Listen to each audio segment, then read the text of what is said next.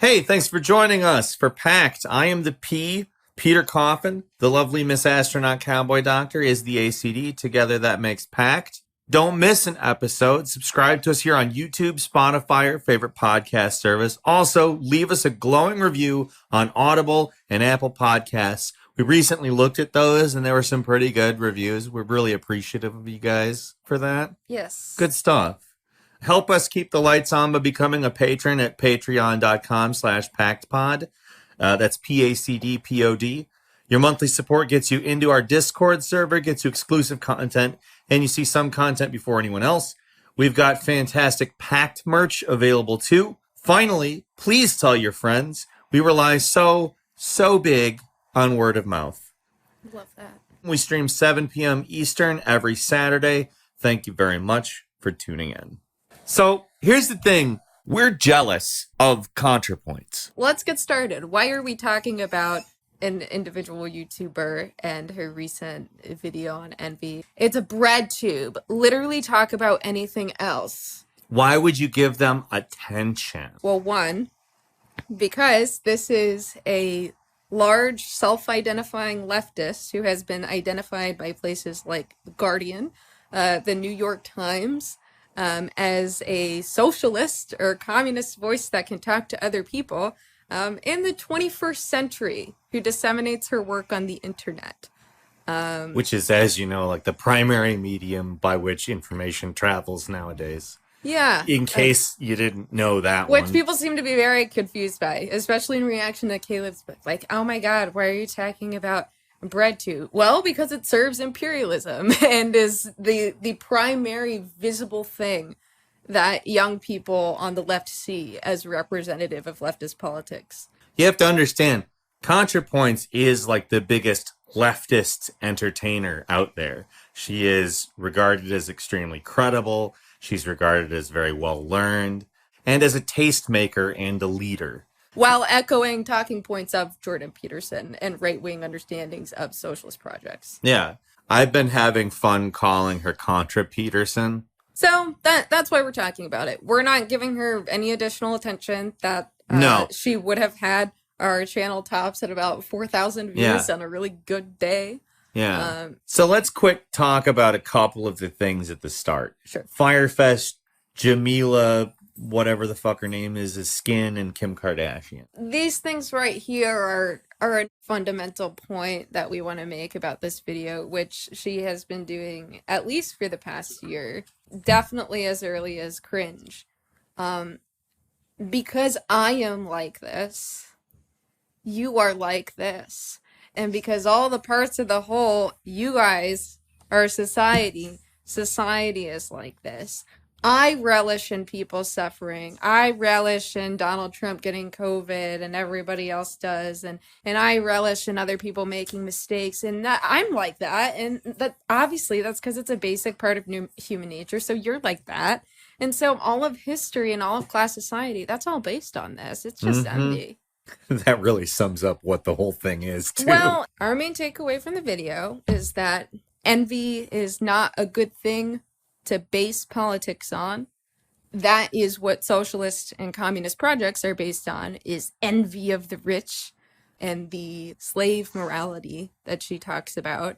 And that's why they don't work. And that's why we need to do the progressive incrementalism, which is not based on envy and is very pragmatic and good. In fact, it is based on having leaders who can temper the envy of the masses and concentrate and sublimate that envy into something useful. With the right leadership, I think that envy can potentially be sublimated or redirected into something more constructive. The thing that really gives away the game, and this is kind of just like a tangential example when presenting what ostensibly is the main point of her video, is her saying that she would pay as many taxes as it requires for everyone to have health care. Personally, I just don't want to live in a country where people are dying because they can't afford medicine, and I'm willing to pay however many taxes it takes for that not to happen. You can hear the elites are in the proper position sentiment when you hear that. When you hear somebody say, I would pay as much as possible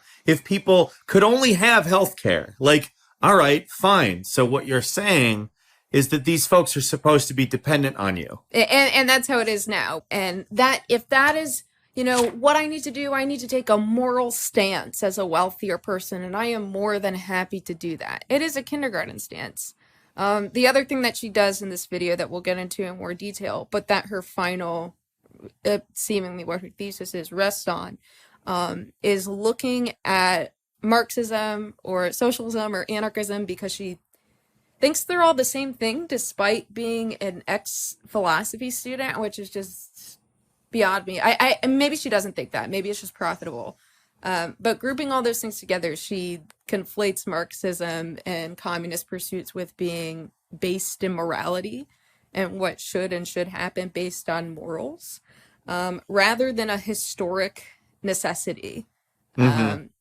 The exact opposite of a moralistic approach to politics, a materialistic one that advocates not for nothing for anybody, but abundance for all people.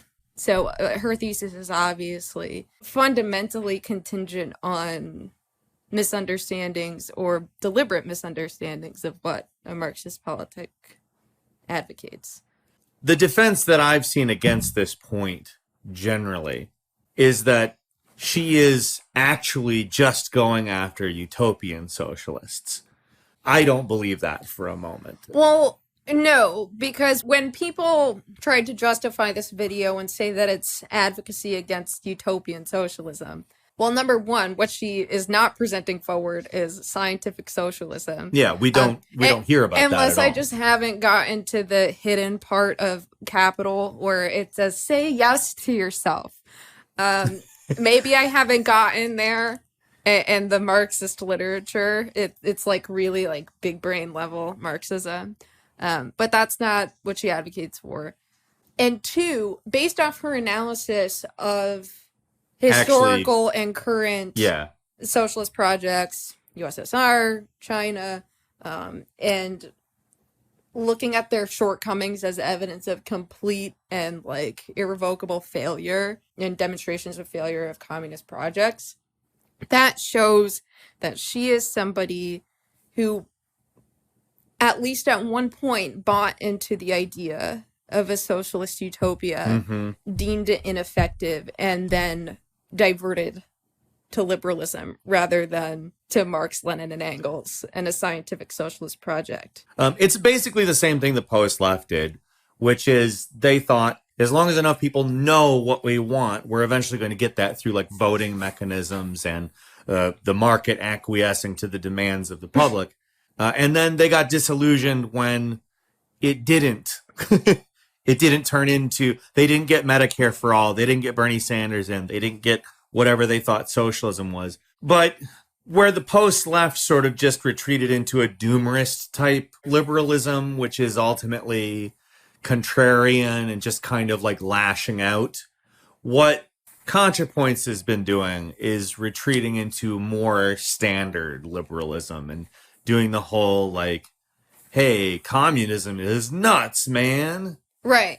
One of the things that I think is really interesting about that is this study of philosophy and religion and how those things have played a role in cultivating, you know, master and slave morality, Nietzsche, whatever.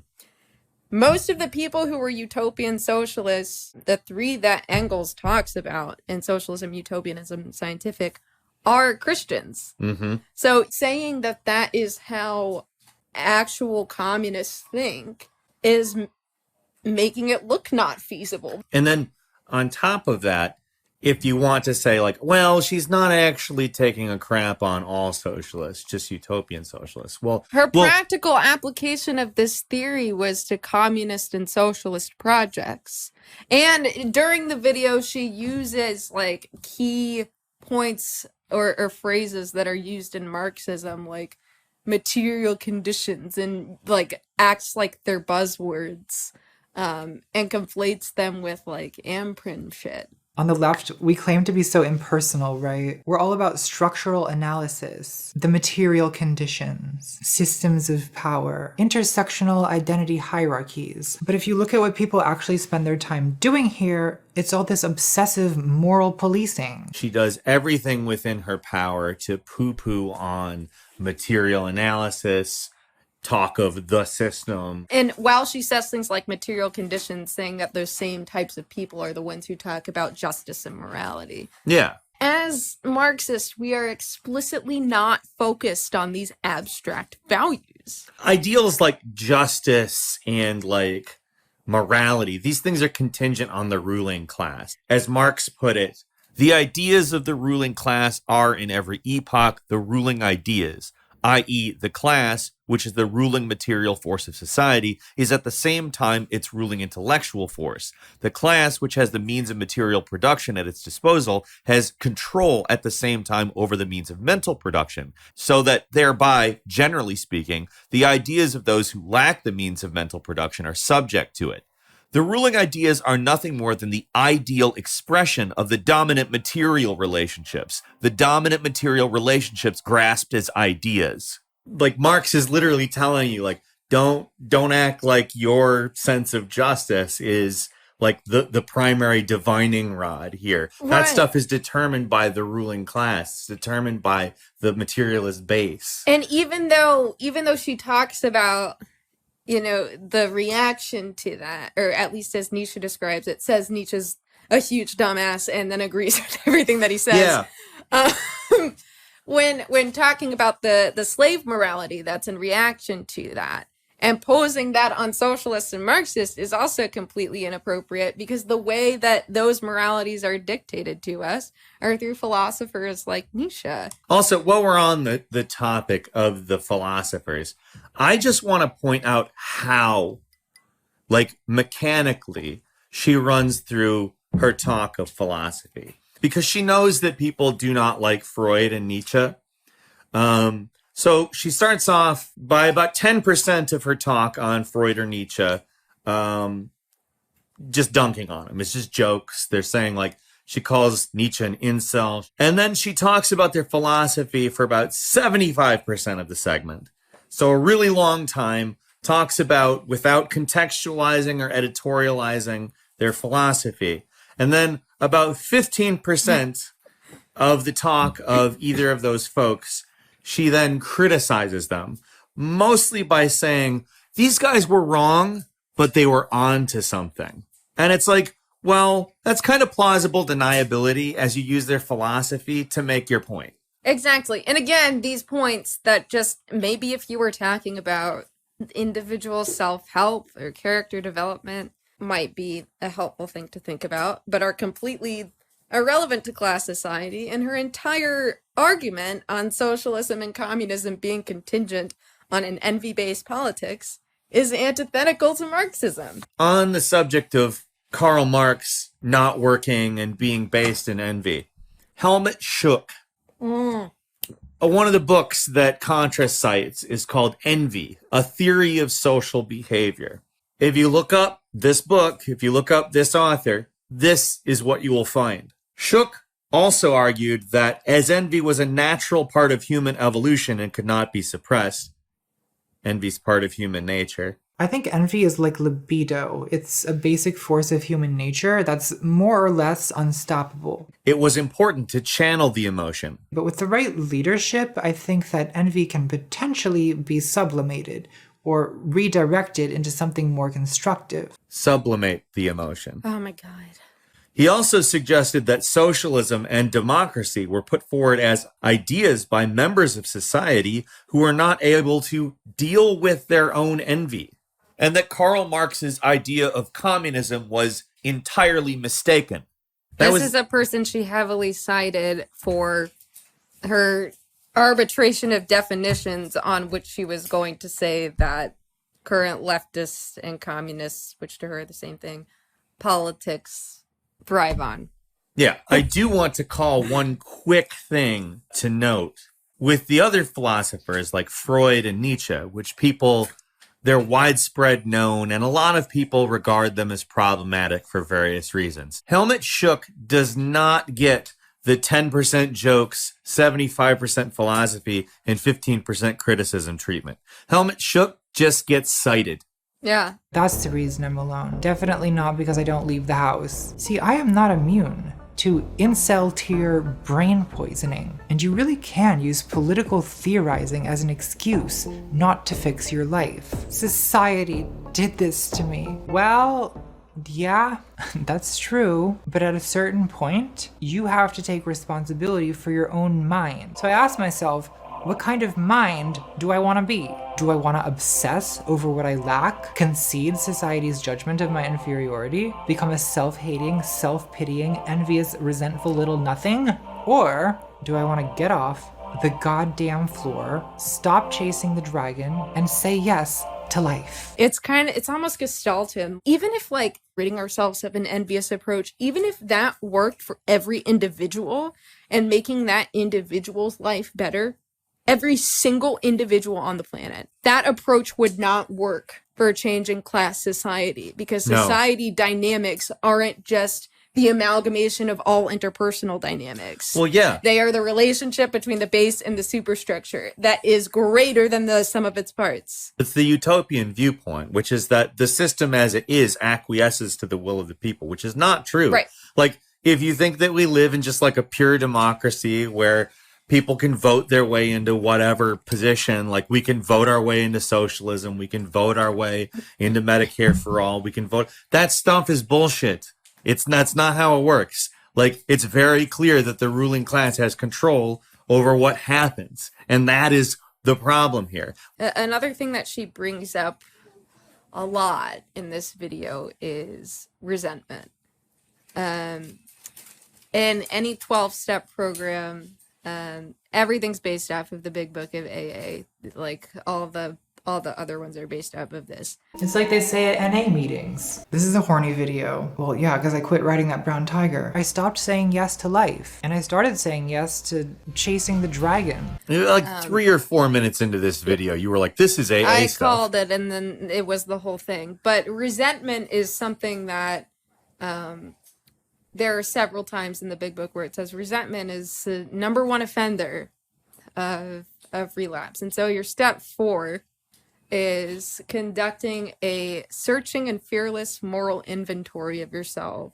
When you're looking through everything you're resentful of, you're looking at the people that you've harmed, you're looking at things that you're afraid of, you're looking at like your sex life, just like all of these things fostering what they call in AA is character defects. And you're looking for what defects have been present in your behavior throughout your entire life and the things that you hate and the things towards which you're resentful. And that's kind of the basis of the program, is removing those things from yourself and progressing forward in a way of life that's healthy.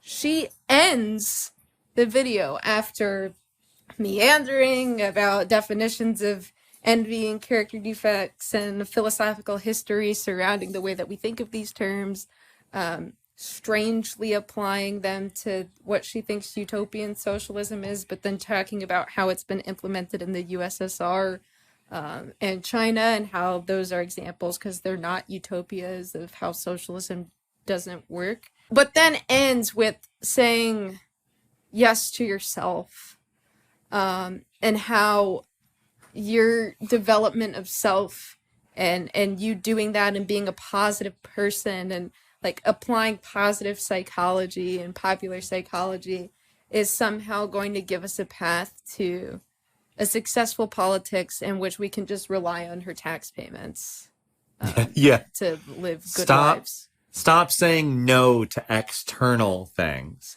and start saying yes to yourself. That's the whole thing in AA. And for her, it's NA, but in a 12-step program is, you can blame everything that's happened to you on external factors in your life, your trauma, negative experiences, your mom, your dad, society, but there's always going to be 3 fingers pointing back at you. And only when you look at those 3 fingers, that's when you'll be happy, and that's how you'll recover. And in an individual sense, there is some truth to that. I think that's the complete truth? No. It's kind of hard to think that way when you're almost a full-ass psychologist. But that is not how class relations works. And that's kind of the crux of her whole video is, and I don't mean this in like a mean way at all. I mean this as a communist who is amidst a 12-step program.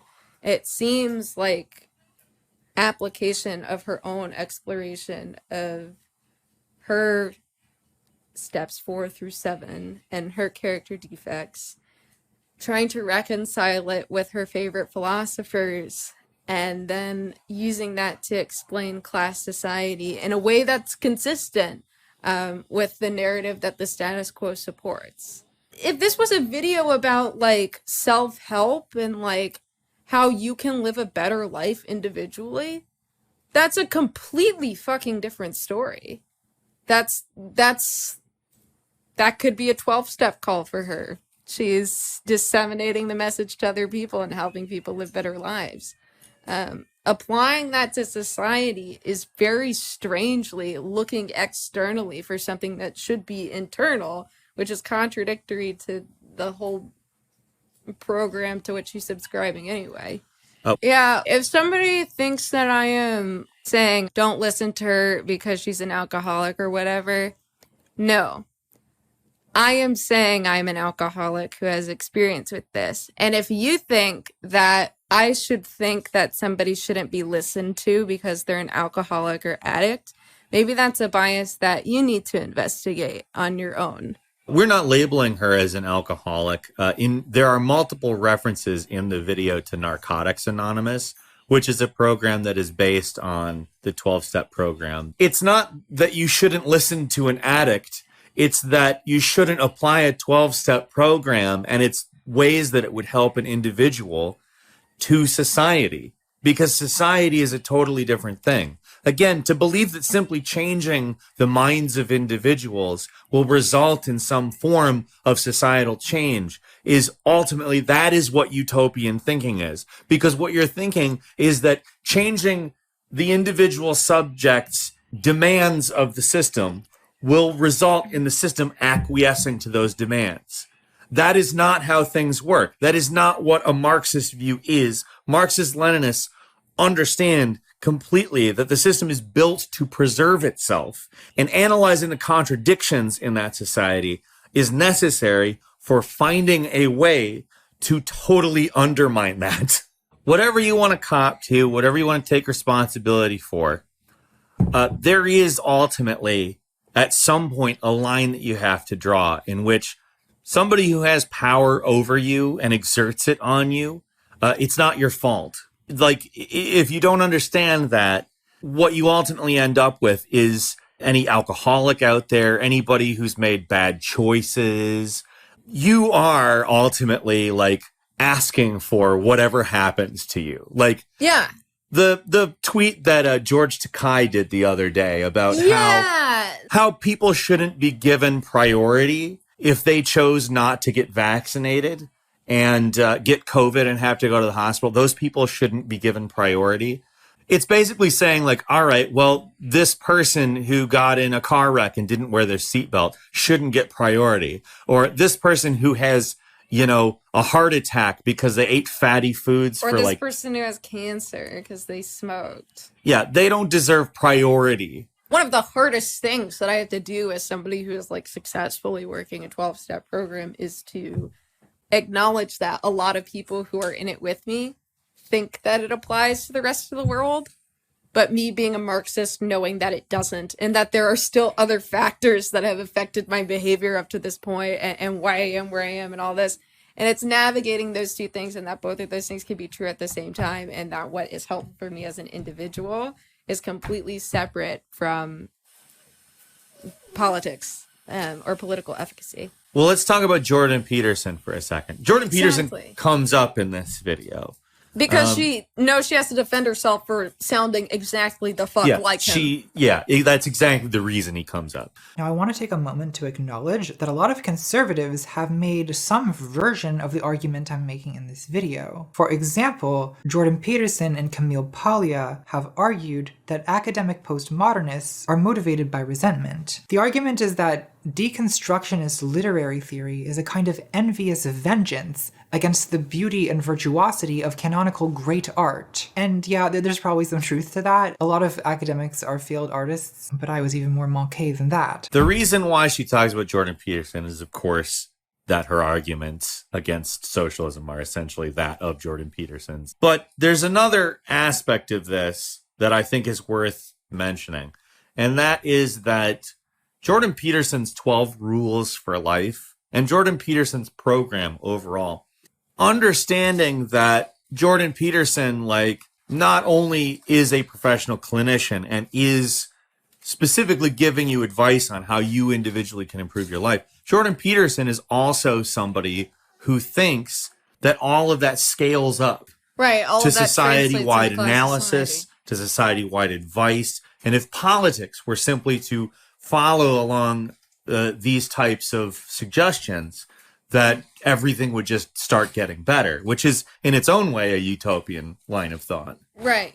Exactly. The framework in which I want this analysis to be interpreted is that what might work really, really well for individual self-development is not something that works for resolving the contradictions of class society in any way possible. Again, because the sum of the individuals that comprise society is much larger quantitatively, and two, is qualitatively different. Probably the biggest issue is that ultimately, when a Marxist defines class, it is about owning and not owning. That is what class is in the Marxist viewpoint. Now, you can talk about how those who don't own might envy those who own, but that is not the thing that we care about. I don't give a shit that people are envious of those who have. Because we're not moralists. We say this all the time too. We're never critiquing Elon Musk. We're never critiquing Jeff Bezos. Those positions would happen anyway. It doesn't matter if they're the most philanthropic, moral people in the entire world. The material conditions afford that position of power to exist. And if they died, someone else would be there. Mm-hmm. I used this example in an episode we did a couple months ago called The Word Systemic. You could have the most woke bay police officer of all time, an anti-racist that carries around in one of his, instead of two guns, one of them has White Fragility by Robin DiAngelo in it. The other one still has a gun because he's a cop. And he could walk in to a poor black neighborhood and still kill an unarmed black man. You want to know why? Because it has nothing to do with that man's individual morality and everything to do with the historical material conditions that led up to black people being overrepresented in the working class, to being clustered demographically in specific areas which are poor, which then develop crime, which then develop an over-policing problem, which mingles with racist ideologies that have existed since slavery, et cetera, et cetera. That stuff is the problem. And that isn't based in envy. That is based in things that have happened that you can't just make not have happened. Because it has the aesthetics of being leftism, it completely undercuts communistic goals in a way that Jordan Peterson could never dream of. Yes. Inarguably. It is significantly worse. That Contrapoints is spewing out the exact same argument. We look at Jordan Peterson and we're like, ha, he's stupid and funny. And other people who do the same thing look at Contrapoints saying the same thing and say, oh my God, what if socialism is just envy? It is a big problem that Contrapoints is a self-identified leftist, even though, as we said last week, it's not really a good idea to conflate leftism with communism, because leftism is ultimately the left wing, the left segment of a bigger thing. And in this case, in our society, that happens to be capital. But because of the aesthetic of leftism and radicalism and some form of progressive or even avant-garde appearance.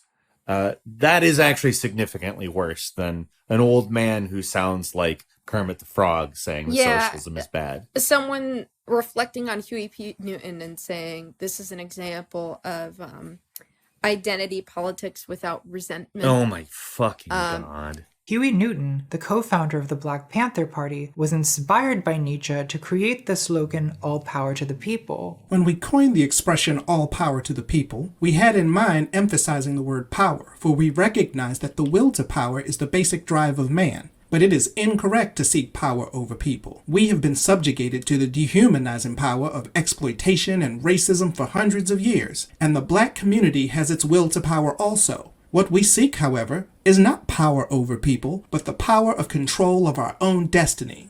That, to me, is a role model for how to do identity politics without centering resentment. It's instead an affirmation of self-determination and self-respect. No, that is Marxism. Using an explicitly Marxist Newton quote. Yeah.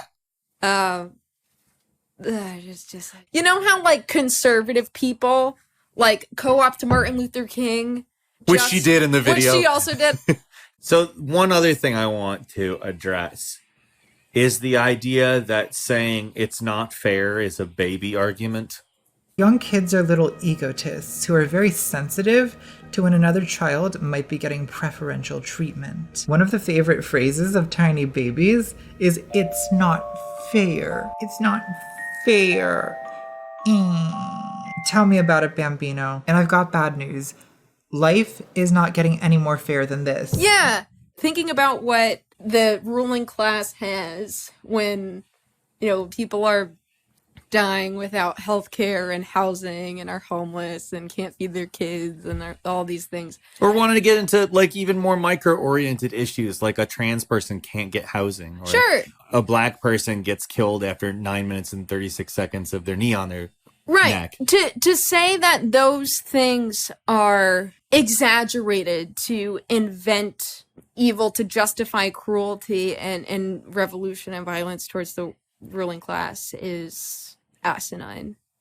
And actually impressive to me that even somebody like a leftist identifying person would even dare make that argument. Well, yeah, you're literally saying like it's a baby argument to respond to like the George Floyd death with "that isn't fair." Right.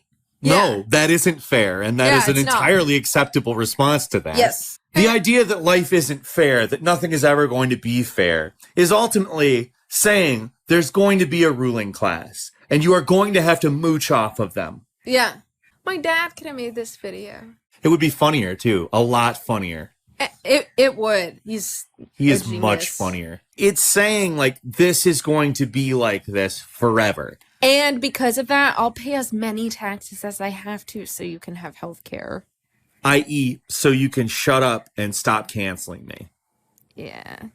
It was an end of history video. It is putting forward the idea that there is no progress to come from here. The types of progress that we have are just specifically about changing policies or rules or getting raises, even though money becomes so devalued so quickly it doesn't even matter.